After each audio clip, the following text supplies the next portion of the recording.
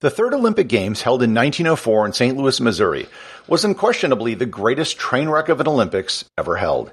In fact, the Olympics in ancient Greece were probably better organized and better attended than the 1904 Olympics. Nothing quite exemplifies the hot mess which was the St. Louis Olympics, quite like the 1904 Olympic Marathon, which was such a disaster it almost killed several competitors and almost permanently removed the marathon as a competitive event. Learn more about the total failure which was the 1904 Olympic Marathon in this episode of Everything Everywhere Daily.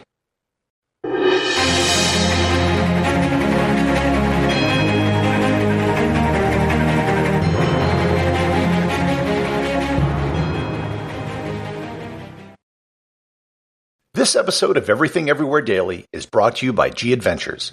G Adventures is the world's premier small group tour operator, offering tours in over 100 countries and on all 7 continents. In addition, G Adventures has been a leader in the area of responsible tourism, helping to establish social enterprises around the world. When you travel with G, you not only get to explore the world, you also get to help the people in the communities you visit. And I speak from firsthand experience. I've personally visited over 40 countries on all 7 continents with G Adventures, and I can attest to their high standards and the quality of their tours. To learn more about G Adventures and to find a tour that's right for you, click on the link in the show notes.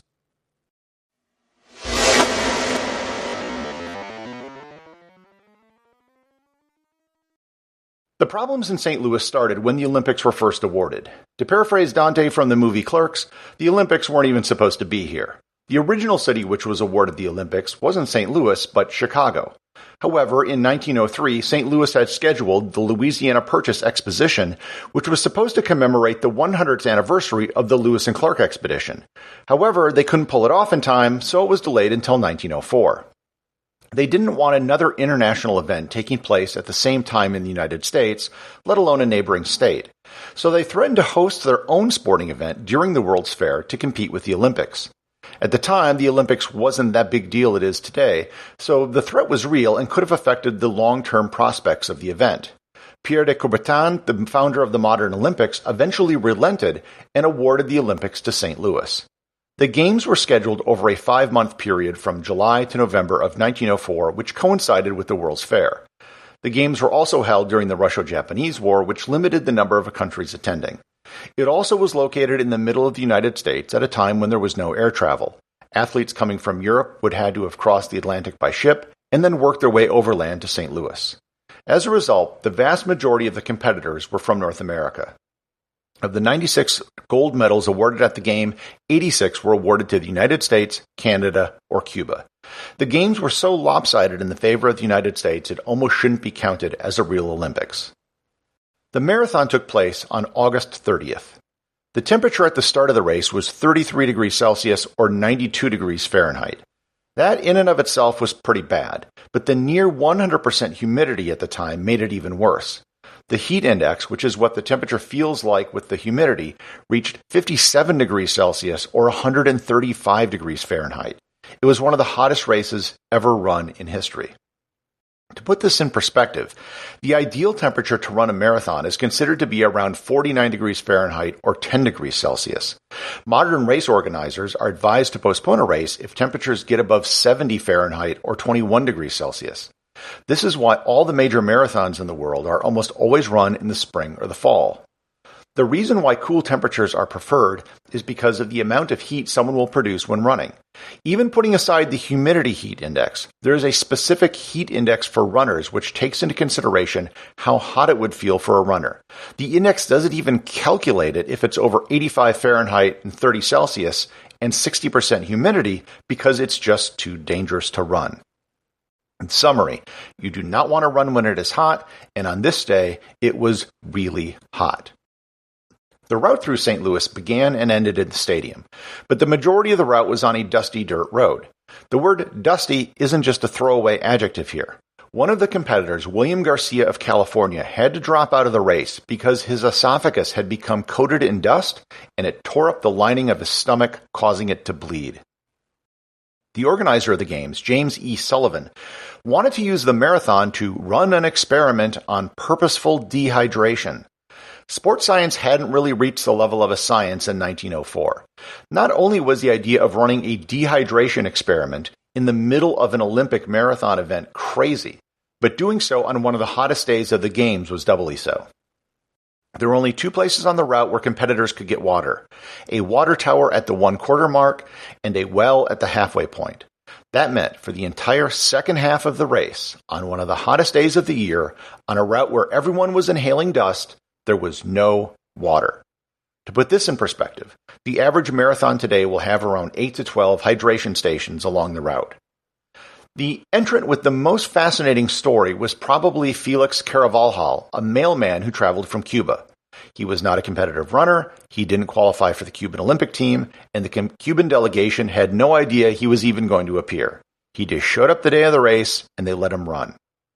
After arriving in the U.S. from Cuba, he lost all of his money in New Orleans in a dice game and had to hitchhike to get to St. Louis.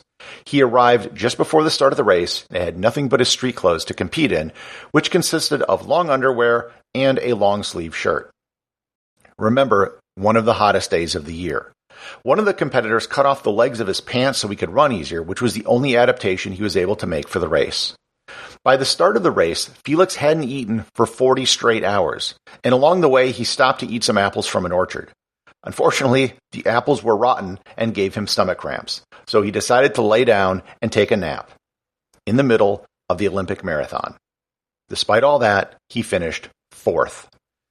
A side note about Felix, he was chosen to represent Cuba at the 1906 Olympics in Athens, which would be paid for by the Cuban government. On the way there, he got off a ship in Italy and disappeared. The Cubans thought he was dead and even published his obituary. He showed up several months later in Havana on a Spanish steamer. There were two entries from South Africa who were members of the Tswana tribe. They were the first two African competitors in Olympic history. They too were not accomplished runners. They just happened to be in St. Louis working at the South African exhibition at the World's Fair, so they thought they would give it a try. During the race, they ended up running over a mile off course because they were both chased by wild dogs. They finished in 9th and 12th place. The first winner of the race, and I am putting air quotes around the word winner, was Fred Lors. Lors was an actual runner insofar as there were runners back in 1904. He would go on to be the winner of the 1905 Boston Marathon and placed in the top 10 at several other marathons. However, in this race, Lors didn't exactly run a marathon. About 9 miles into the race, he gave up and was driven in a car the next 11 miles by his trainer. He then ran the remainder of the way, re-entering the stadium on foot to the applause of crowds. At the time, they didn't have an official medal ceremony, so after he crossed the finish line, he was awarded the gold medal and had his photo taken with dignitaries such as the current president Theodore Roosevelt's daughter. However, someone in the stands witnessed Lors getting into the car, and he quickly confessed that it was all just a joke. Haha, very funny. I cheated my way to a gold medal. Lors was given a lifetime ban by the Amateur Athletics Union, which was quickly rescinded just a few months later. The actual winner of the race was American Thomas Hicks, and his story might be the most interesting and depressing of them all. Hicks won the marathon with a time of 3 hours and 28 minutes, which is far and away the worst time ever for an Olympic marathon winner by over a half an hour. Hicks won the race even though he had what is arguably the worst trainers in the history of sports. At the 10-mile mark, he asked his trainers for water, and they refused to give him any. They just gave him enough distilled water to coat the inside of his mouth. With 7 miles to go in the race, his team gave him a concoction of strychnine and egg whites. At the time, small doses of strychnine was thought to be a stimulant. It is actually a chemical that is probably best known as a rat poison. Their intent was to help Hicks' performance, which would have made it the first use of a performance-enhancing drug in Olympic history. In reality, it just became the first use of rat poison in Olympic history. After a few more miles, they gave him another rat poison egg white cocktail, but this time with some French brandy. Yes, they actually gave him hard liquor during an Olympic marathon. With just 2 miles to go, he was told of Lors' win being revoked, which gave him some extra energy, but he soon started hallucinating, thinking the finish line was over 20 miles away. His team gave him still more brandy. As he entered the stadium, he was barely walking, and his trainers had to assist him by the shoulders to get him across the finish line, something which would have been totally against the rules, assuming they actually had rules. He immediately collapsed after crossing the finish line, exhausted and dehydrated. It took 4 doctors an hour to get him back on his feet, and he had lost 8 pounds, or 3.6 kilograms, during the 3.5 hours of the race. Of the 32 runners that entered the race, only 14 actually finished, the lowest percentage of entrants to finish an Olympic marathon by a wide margin. Given the circumstances, it's amazing that anyone did. This is a brand new podcast, and as such, it can really use your support. If you know someone who is curious and you think would like the show, please share it with them. And if you've enjoyed this show, please subscribe on Apple Podcasts or Google Podcasts, where you'll get new content for curious people every day in your podcast player. And leave a 5-star review.